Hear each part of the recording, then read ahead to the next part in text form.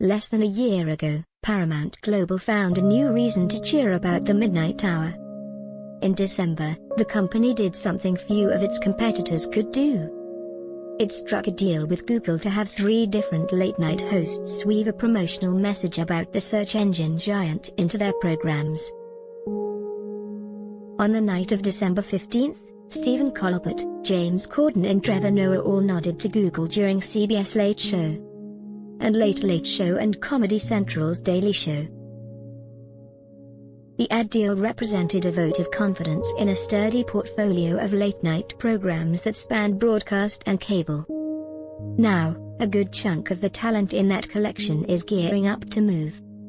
Paramount is facing the exits of both Trevor Noah and James Corden, just as scrutiny of late-night TV is beginning to match that of its counterparts in primetime.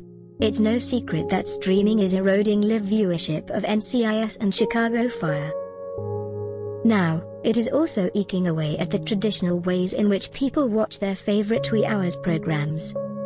A younger consumer may be more likely to sample last night's Jimmy Fallon clip on YouTube than to watch it as part of the hour-long Tonight Show on NBC, or might come upon Jimmy Kimmel's most recent stunt by scrolling through Twitter, rather than staying up past midnight to see it on ABC. Noah stunned his Daily Show staffers, according to 3 people familiar with the matter.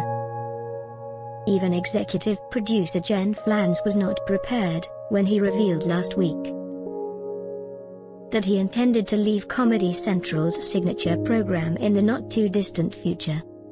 Jill Fritzo, a spokesperson for Noah, and Norma Legum, his manager, declined to comment. The network has yet to reveal a timeline for his departure. Corden has already announced that he expects to cut away from CBS Late Late Show sometime in spring. The network is already contemplating new concepts to put on in his place.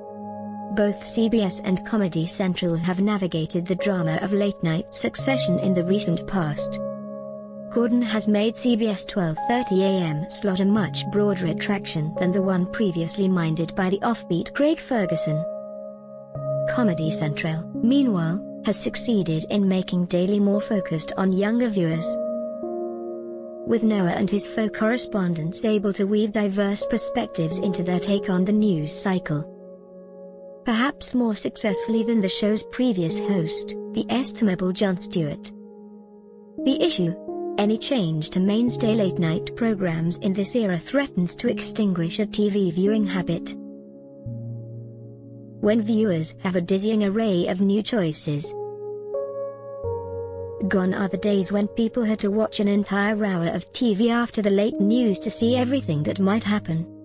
Stephen Colbert's monologue, Jimmy Fallon's latest celebrity game, Jimmy Kimmel's newest batch of mean tweets, all can be sampled in the morning with a few deft maneuvers on social media.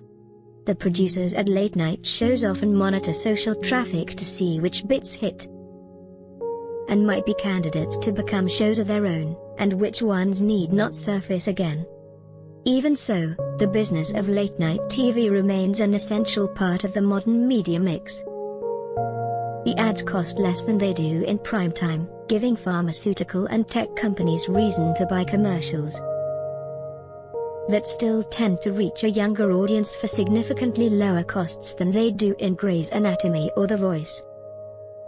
Consider that the average cost of a 30-second ad in Colbert's Late Show in the first 10 months of 2021 was $21,511. According to Standard Media Index, a tracker of ad spending, a 30-second Daily Show spot during that period cost an average of $9,884, while a 30-second commercial in Late Late Show had an average price of $4,745. It all still adds up to big bucks. National advertisers put more than $35.2 million against Daily Show in 2021. According to Kantar, a tracker of ad spending, nearly $26.8 million into Late Late Show, and more than $124.7 million behind Late Show. What's more, the hosts are increasingly willing to do commercials as part of the show. Or weave, say, Samsung products or a pharmaceutical spokesowl into a segment. Keeping the nocturnal activity is key for Paramount. In recent months, Universal, arguably in charge of one of the best late-night collections in TV, got out of the business of running original programming at 1:30 a.m. The company used to run Carson Daly, then Lily Singh in that time slot. No longer. The company is also not as active as it once was in boosting smaller late-night programs on cable, where Andy Cohen holds sway on Bravo. Efforts to find a successor to Chelsea Handler's Chelsea lately on E! Have not really gained traction.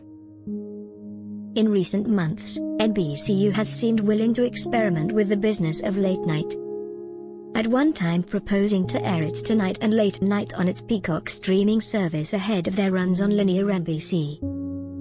There has also been speculation after a recent report in the Wall Street Journal that NBC might consider airing its late-night programs earlier in the evening, a feat once attempted with Jay Leno in 2009. Streaming offers the genre no guarantee of success. Subscribers to Hulu, Peacock, HBO Max, Netflix and the rest gravitate to the hubs because they can watch whatever they want as they see fit. You don't need to stay up late to catch an episode of Saturday Night Live or Late Night with Seth Meyers. But late-night shows thrive on current events and at-the-moment interviews, and their relevance fades quickly after each episode is put in the can after an early evening live taping. Many streamers have tried to crack the code. Hulu with Sarah Silverman, Netflix with Chelsea Handler, Apple with Jon Stewart, and largely failed. With all that at play, Paramount needs to keep its shows going. At Daily Show, some of the program's team of supporting comics are now in the spotlight, with two people familiar with the matter suggesting correspondent Roy Wood Jr. or contributor Jordan Klepper, who once hosted a program after Daily, might be considered to succeed Noah. Kirsten Ames, Klepper's manager, did not respond to a query seeking comment, nor did Allegem, who also represents Wood.